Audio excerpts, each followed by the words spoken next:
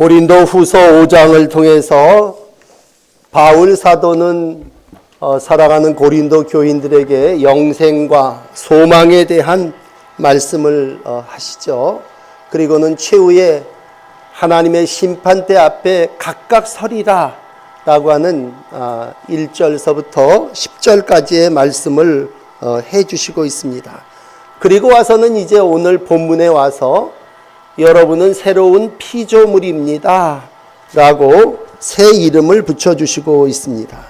예수를 믿고 새 사람이 된, 그래서 새로운 한 해를 살아나가는 여러분은 새로운 피조물입니다. 우리가 어쩔 수 없이 겉사람은 한 해 한 해 세월이 지나면서 부패하고 또 늙죠. 그래서 우리가 금요 기도에도 기도할 때마다 우리가 아무리 얼굴을 고치고 성형을 하고 또 좋은 주사를 맞고 그래도 겉사람은 어쩔 수 없이 후패, 늙어갈 수밖에 없는 그러한 존재들입니다.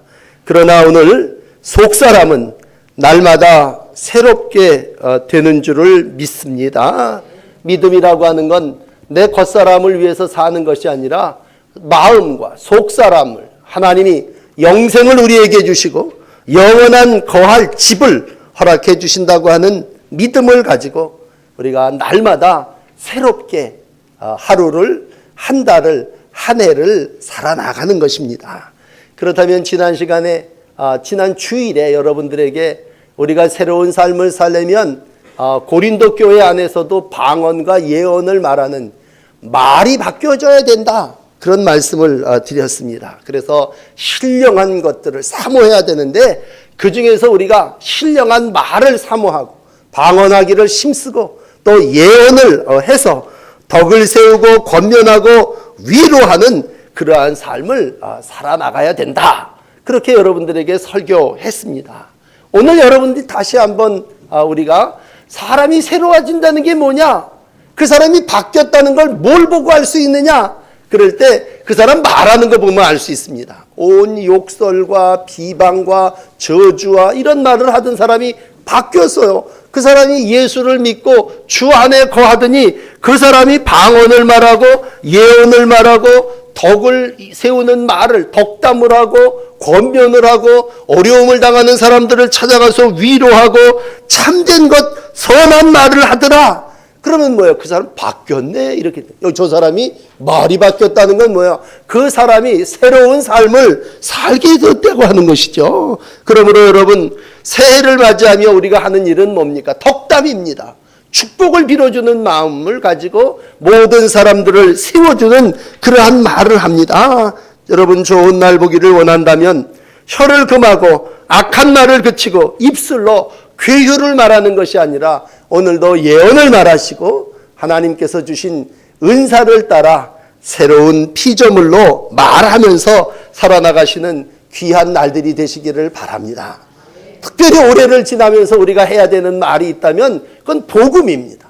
복음을 거침없이 담대하게 전할 때 저 사람 바뀌었네, 저 사람 새로운 삶을 사네, 그렇게 말할 수 있습니다. 생전 입을 열어서 예수 믿으라고 하는 소리 안 하더니 이제는 저 사람이 우리 예수 믿읍시다 라고 하는 말을 했을 때 너 바뀌었구나, 너 새 사람이 됐구나 라고 하는 말로 우리가 전도할 때에 그 사람의 말이 바뀌어지고 그 사람이 하나님의 귀한 일꾼으로서의 삶을 살게 됩니다. 오늘 이제 본문에 들어와서 11절에 보시면요, 우리가 주의 두려우심을 알므로 사람을 권하노니 라고 하는 말씀을 하고 있습니다. 우리가 새 사람이 됐다고 하는 건 전에는 두려울 게 없었어요. 무서울 게 없었어요. 그러나 영생에 대한 말을 듣고 심판에 대한 말씀을 들었더니 1절이 얘기하는 영원한 하나님의 장막집에 있고 너희에게 하나님이 각각 행한 대로 심판이 있을 거다라고 하는 이 영적인 말을 듣고 나서 그 사람이 마음이요, 하나님을 두려워하는 마음을 가져 주를 두려움으로 알게 된다고 하는 얘기입니다. 사람이 최후에 어떻게 될 거를 안다면 그 사람이 영원한 벌 받는다, 너 불못에 던져질 거야, 그랬다면 어찌 두려워하지 않겠습니까? 그러므로 우리가 장래를 말할 때 그건 예언입니다. 당신 예수 믿지 않으면 불못에 던져져 지옥에 가. 그런 말이 상표적으로 어떤 한 사람만이 예수천당 불신 지옥이라고 증거하는 것이 아니라 우리가 정말 이 말이 하나님이 우리에게 주신 예언이라면 야, 앞으로 예수를 잘 믿어야 되겠구나. 우리의 마음 가운데 두려운 마음이 생긴단 말이에요. 그러므로 오늘 여러분, 우리가 주를 두려움으로 알므로 사람에게 권하노니 라고 했을 때 하나님 앞에도 알려졌고 너희 양심에도 알려지기를 바라노라. 이렇게 오늘 시작하는 11절은 기록해 주시고 있습니다. 그러므로 전에는 어떻게 살았습니까? 12절에 보니까요, 옛날에는 외모를 자랑했어요. 자기 자신을 드러내기를 좋아했어요. 그런데 이제는 그 사람이 어떻게 바뀌어졌느냐? 자기를 자랑하기보다 예수님을 전해요. 성도가 하나님의 영광을 위하여 말해요. 그렇다면 야, 저 사람 새롭게 됐는데? 저 사람 바뀌어졌어. 이렇게 표현한다. 그런 말씀이에요. 그러므로 우리 안에 예수님이 거하실 때에 오늘도 예수 없이 사는 인생이 불신이죠. 반드시 최후의 심판을 받을 것이라고 하는 것을 안다면 오늘도 우리가 말이 바뀌어져야죠. 세상에 말을 하고 욕과 또 세상에 돌아가는 허접한 소리를 해대다가도 갑자기 우리가 저 사람을 언제 또 볼까? 우리가 이 명절에 저 사람 보면 다음 6개월이나 1년 뒤에나 만날 텐데 내가 저 사람에게 예수님을 전해야 되겠다. 내가 주님을 기쁘시게 하기 위해서 내가 마지막 재림과 심판에 대한 소식을 저희에게 전해야 되겠다. 우리의 마음속에 하나님께서 새로운 마음을 허락해 주실 때 여러분, 하나님께서 우리에게 주시는 새 마음을 따라 전도하시고 복음을 증거하시는 귀한 날들을 살아나가시기를 바랍니다. 물론 이 일을 이루기 위해서 기도해야죠.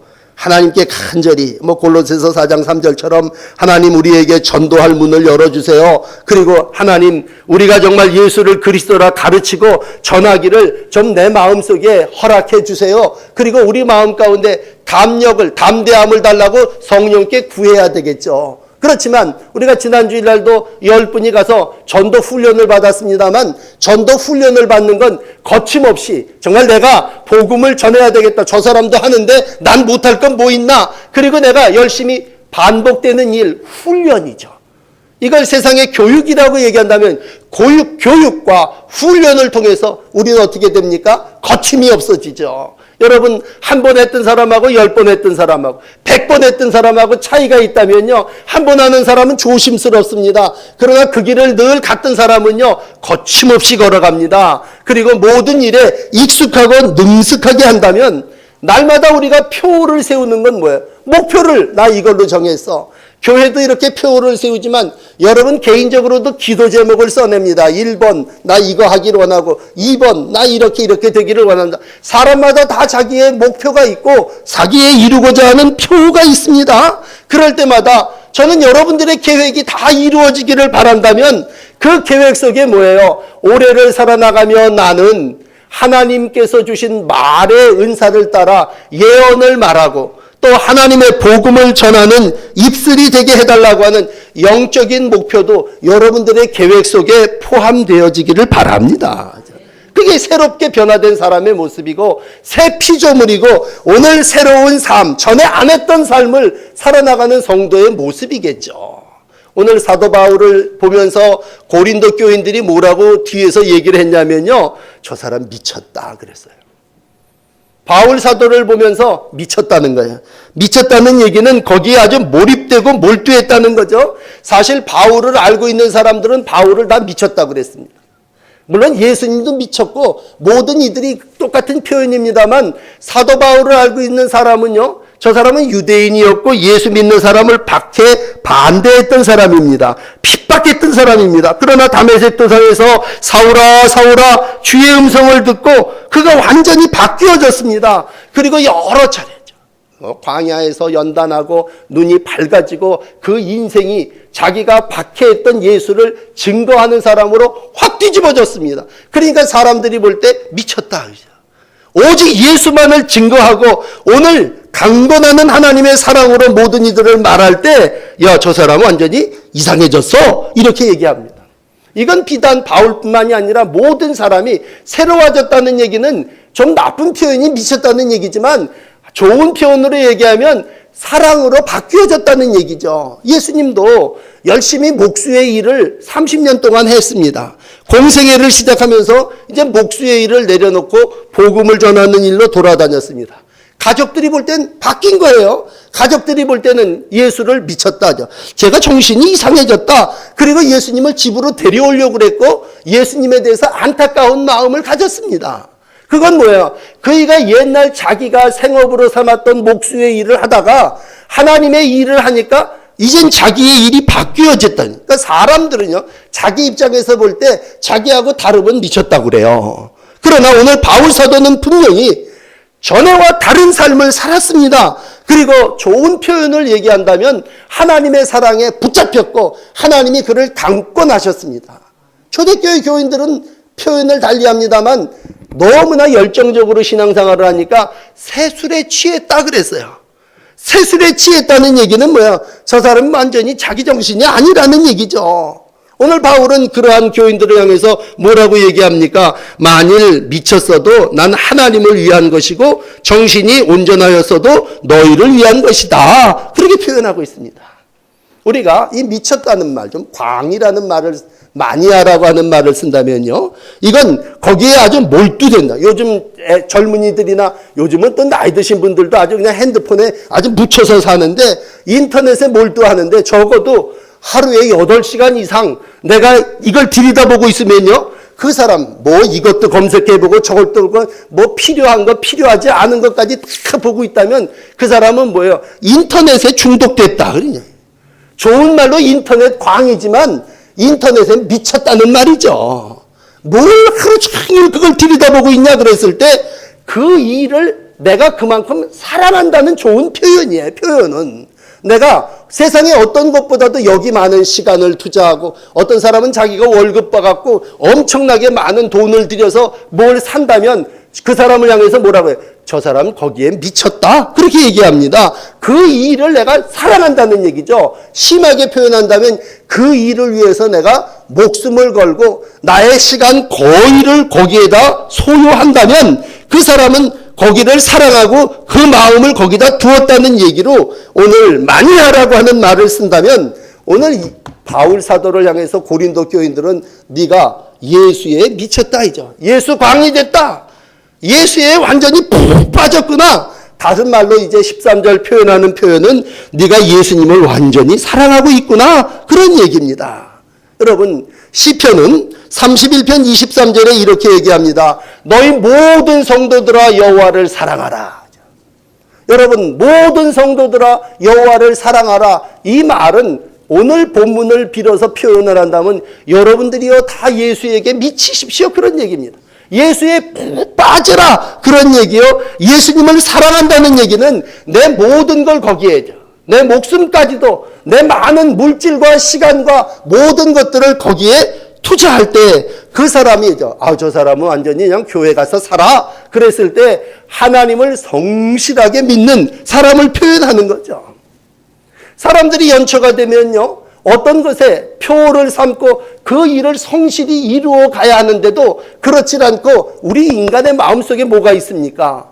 그냥 한 방에 모든 걸 이루려고 하는. 그래서 출세도 벼락으로 출세하고 싶고 부자도 복권 당첨되는 것처럼 벼락 부자가 되고 감투도 하나하나 올라가지 않고 그냥 벼락 감투를 쓰고 싶은 것이 인간의 마음이죠.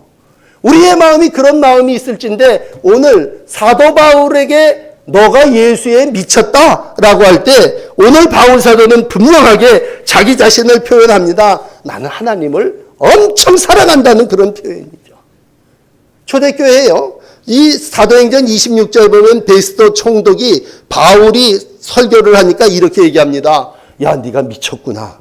내 많은 학문이 너를 미치게 한다. 그랬더니 바울이 그 베스도 총독에게 뭐라고 얘기합니까? 총독이요, 내가 미친 것이 아니고 참되고 온전한 말을 하는 것입니다.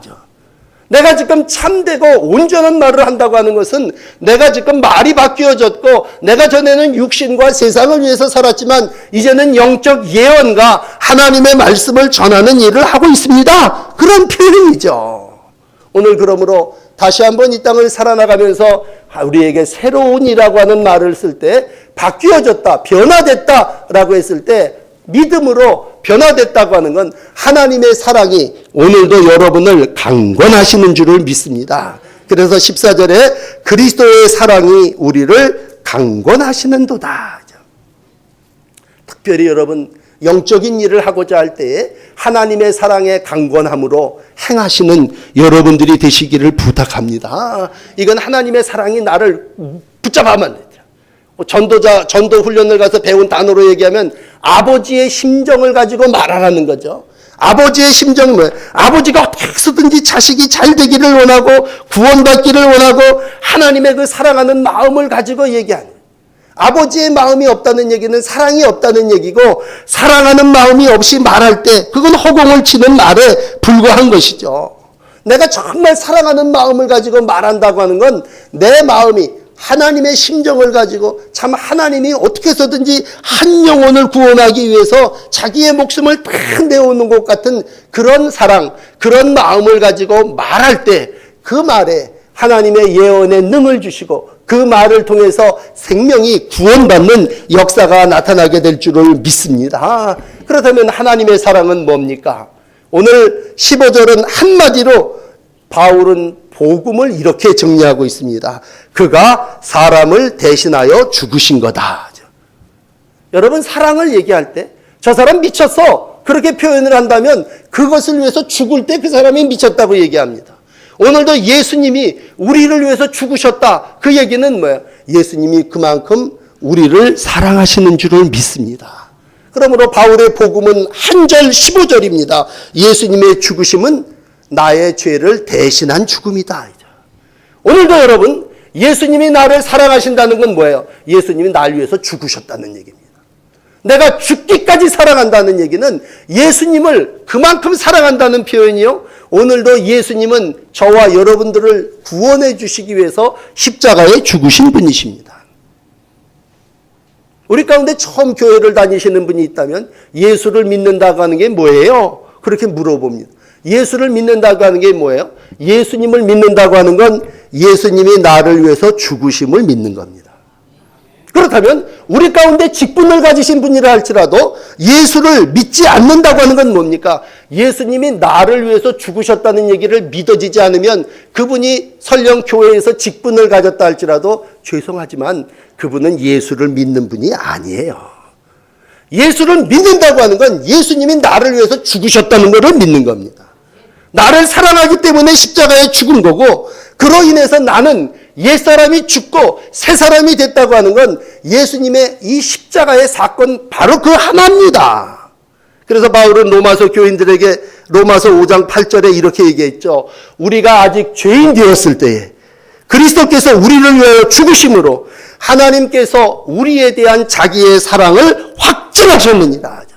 사랑을 뭘로 알 수 있습니까? 날 위해서 죽으셨으니까. 우리는 그 예수님을 나를 사랑하신다는 걸 확실하게 증거할 수 있다는 얘기죠. 로마서 6장 3절은 이어집니다. 세례를 받음으로 우리가 함께 장사되었고 하나님의 영광으로 말미암아 죽은 자 가운데 살리심과 같이 우리가 다시 새 생명 가운데 살게 된다니. 그러니까 예수님의 죽으심과 부활을 믿는다고 하는 건 내 삶이 예수님과 함께 죽고 예수님과 함께 영생까지 누릴 수 있다고 하는 사실을 믿는 것입니다. 그래서 갈라디아서 2장 20절은 이걸 이렇게 정리를 해요. 내가 그리스도와 함께 십자가에 못 박혔나니 이제는 내가 사는 게 아니요 오직 내 안에 그리스도께서 사시는 거다.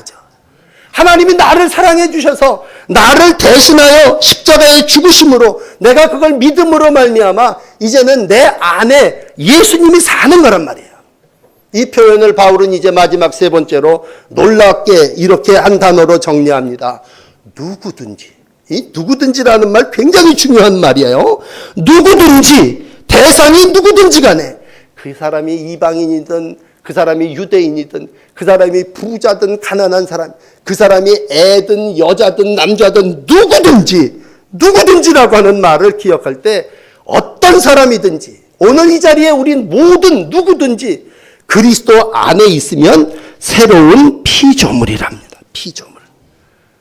우리가 그리스도 안에라는 얘기는 이 오늘 두 번째 말씀을 그 사람이 나를 대신하여 죽으신 예수님이다 라고 하는 것을 믿을 때 우리는 예수 안에 예수님이 내 안에 들어오게 되고 그 사람은 누구냐? 새로운 피조물이란 말이에요. 그래서 오늘 초짜 같은 얘기입니다만 신앙이 뭡니까? 신앙은 다시 태어나는 겁니다. 사람이 다시 태어나는 거예요. 그러니까 어떤 지식인이 와서 예수님한테 물었죠. 사람이 태에서 나왔는데 어떻게 다시 태어납니까? 그러면 자궁 속으로 들어갔다가 또 나오는 겁니까? 왜? 사람이 태어난다는 건 어머니의 태에서 나온다는 말이거든요. 그건 한 번 아닙니까? 여러분, 우리가 사람이 다시 태어난다 그럴 때 그러면 모태에 우리가 또 들어갔다 나옵니까? 사람이 다시 태어난다는 얘기는 뭐예요? 전에는 내가 어머니의 자궁 속에 모태 안에 있었지만 이제는 나왔다는 얘기예요. 탯줄을 끊고 나와서 전에는 엄마가 먹으면 나도 먹었고 엄마가 의존하는 모든 것을 따라서 숨도 쉬었지만 이제는 내가 탯줄을 끊고 나와서 어떻게 됐느냐? 나 스스로 숨 쉬고 나 스스로 젓갈질해서 먹고 영양분을 공급받는다면 그 사람을 우리는 태어난 사람이다. 태에서 나온 사람이다. 그렇게 표현한다면 오늘 예수를 믿는다고 하는 것, 신앙은 뭐냐? 그 사람이 다시 태어나는 거죠. 전에처럼 살지 않고 새롭게 사는 거죠. 전에는 옛사람으로 살았는데 이제는 새 사람으로 산다는 얘기예요. 전에는 하나님 예수님 바깥에 살았는데 이제는 예수 안에서 새로운 피조물로 산다는 거죠. 전에는 육신대로 우리의 눈의 정욕대로 안목의 정욕대로 살았죠. 우리가 사는 모든 것들을 탐하며 세상식으로 살았죠. 그러나 이제는 아무도 16절이죠. 육체로 알지 않고 육체대로 살지 않고 하나님 안에서 하나님이 시키는 대로 사는 하나님의 자녀가 될 때 바울은 고린도전서 12장 12절에 이걸 이렇게 해요. 모든 것이 하나님에게서 났느니라. 하나님 안에서 났다. 하나님 안에서 새로워졌다. 그러니까 그 사람이 말도 달라지고 행실도 달라지고 그 사람이 추구하는 가치도 바뀌어져서 나는 이제 영생이 있고 부활이 있고 천국이 있고 하나님의 나라가 있음을 믿습니다. 그러면서 사람이 달라진 거예요. 그 사람이 육적인 삶을 사는 게 아니라 영적인 삶을 사는 거고 그 사람이 담대히 나가서 거침없이 예수를 가르치고 전하는 삶을 살게 됐다고 하는 것이죠. 그러므로 예수 안에 새로운 피조물로 살아나가시는 여러분들이 되시기를 바랍니다. 말과 행실이 여러분 바뀌어지고 변화된 새 사람으로 살아나가시기를 바랍니다. 이건 우리가 오늘 내가 이렇게 해야 되겠다고 하는 게 아니라 성령께서 우리 가운데 역사하시고 하나님 안에 거할 때 하나님의 영이 이러한 능력을 우리에게 공급해 주실 줄을 믿습니다. 이렇게 될 때 우리는 변화된 새 사람, 새로운 피조물로서 이 땅에서 살아나갈 수 있습니다. 여전히 우리가 육신을 입고 있지만 오늘도 거기에 덧입는다고 앞에 돌아가셔서 고린도후서 5장 1절부터 10절을 읽어보면요. 우리가 예수로 덧입기를 원한다고 할 때 우리가 육신이 있지만 예수로 옷 입을 때 하나님은 오늘도 이러한 능력으로 우리의 삶을 이루어 주실 거고 내게 능력 주시는 자 안에서 여러분 모든 일들을 능히 감당하게 될 줄을 믿습니다. 오늘도 이 믿음을 가지시고 새로운 피조물로 새해를 살아나가시고 육신을 입고 사는 날이지만 오늘도 영광의 비밀을 증거하면서 하나님의 귀한 종으로서의 삶을 살아나가시는 새로운 피조물 하나님의 자녀의 날들이 되시기를 축복합니다. 기도하겠습니다.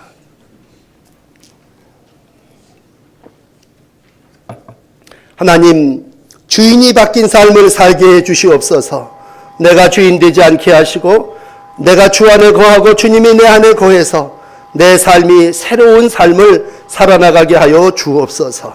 옛 것을 버리며 회개합니다. 주님, 우리의 옛날 구습, 풍습, 그리고 못된 습관 이런 것들도 다 벗어버리게 하여 주시고 오늘도 예수를 옷 입고 성령의 인도하심을 따라 살아나가는 저희들의 말과 행실이 되게 하여 주시옵소서.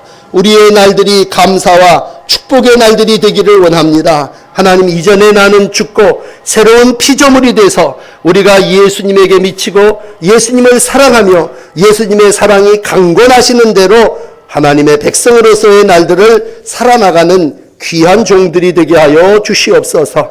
생명 주시기까지 우리를 사랑하신 예수님을 믿습니다. 우리도 이 생명 다하기까지 주님을 사랑하고 이웃을 사랑하며 하나님의 거룩한 백성으로서 새 피조물의 삶을 능히 감당하도록 성령님 우리 가운데 함께 하시고 은혜로 인도하여 주시옵소서. 올 한 해도 우리가 영혼을 구원하는 하나님의 자녀가 되기를 소원합니다. 전에는 우리가 쭈뼛댔고 망설였지만 이제는 하나님 새롭게 주의 일을 감당하며 영적인 사명을 감당하는 저희들로 축복하여 주시옵소서. 예수님 이름으로 간절히 기도하옵나이다. 아멘.